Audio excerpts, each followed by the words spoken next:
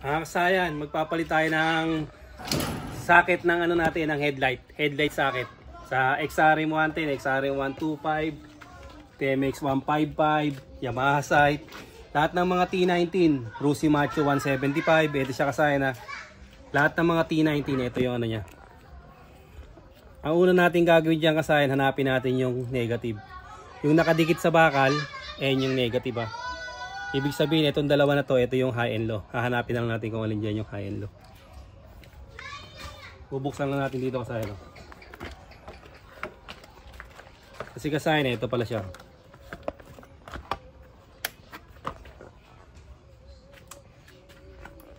Kasayan, wala yung ano niya. Wala yung high. Kahit mag-high ka, yung pa rin ang kulay, hindi nagbabago. Tingnan mo ito, naka-high. Ayan, kasi naka-high ha. Pero hindi nagbabago yung ilaw. Kulay yellow pa rin. Ito siya kasayan na. Dito tayo pupunta ha. Tingnan nyo, papakita ko sa inyo kung bakit tayo kailangan magpalit nito. Siya ha. Nalagay natin yung test light natin sa negative.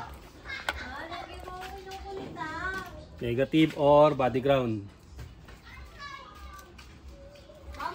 Tapos buksan natin yung ating headlight.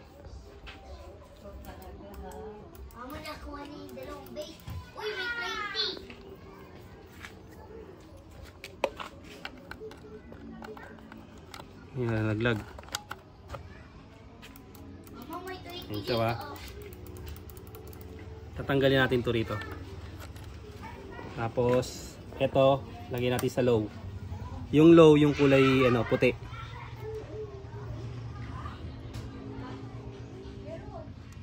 Sasayin yung low ha. Tapos yung high, itong blue.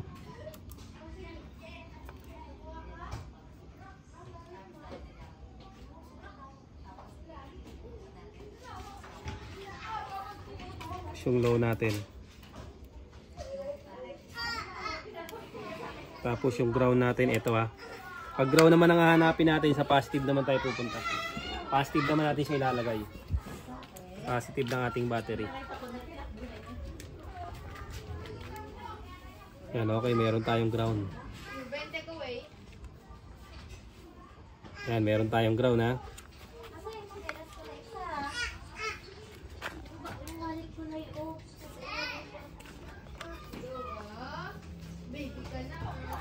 High. Yung high natin 11.67. Yung low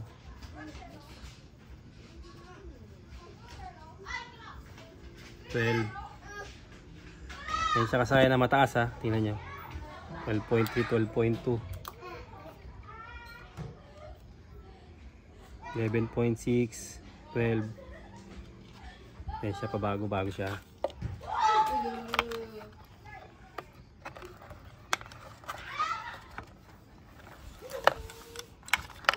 Hugutin lang natin yan. Ayan yung green negative.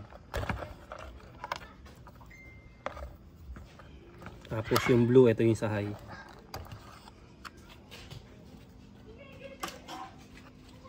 Ito yung negative na kagad dyan. Ayan, nakadikit na yan sa ano. Ibig sabihin yung kulay black yung ating negative dyan. Kulay black ilalagay natin sa green.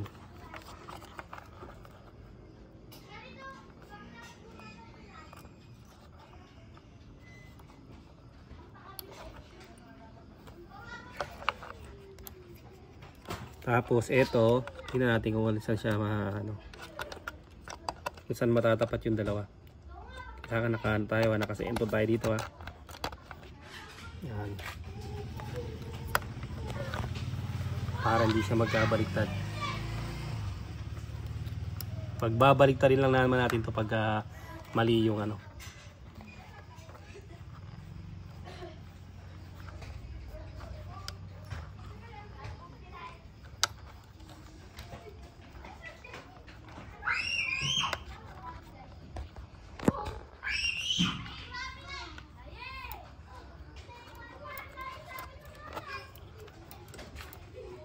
Top, tinawa na nila nakaangat pala. Hindi siya nakapasok. Kailangan nakalak to mabuti ha. Uy, Parang mali yata yung lock,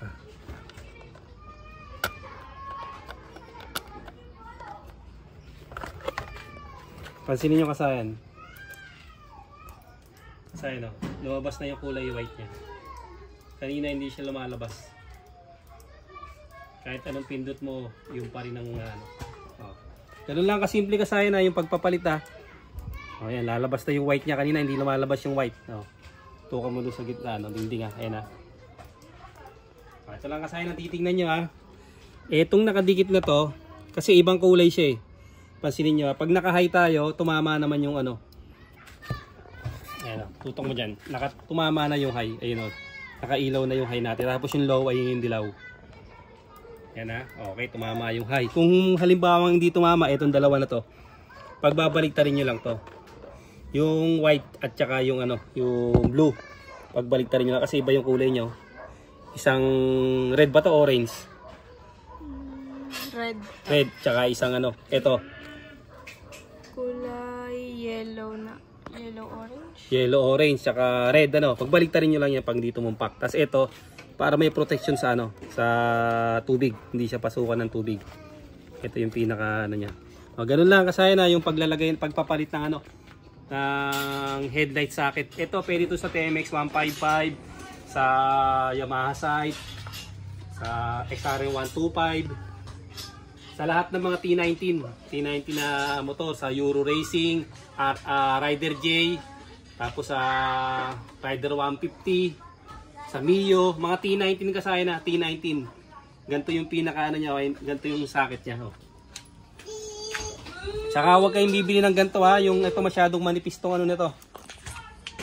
Kung makakabili kayo ng kung may budget, yung original na.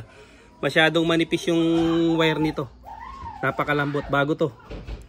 Pero lang siya, masyadong manipis kaya kinabit natin medyo medyo makapal na. Okay na kasayan Simpleng-simple lang yung paglalagay. Pag mayroon kayong comment diyan, mag-comment lang kayo, sasagutin ko yan. Hanggang dito na lang mga kasayan. Salamat sa panonood.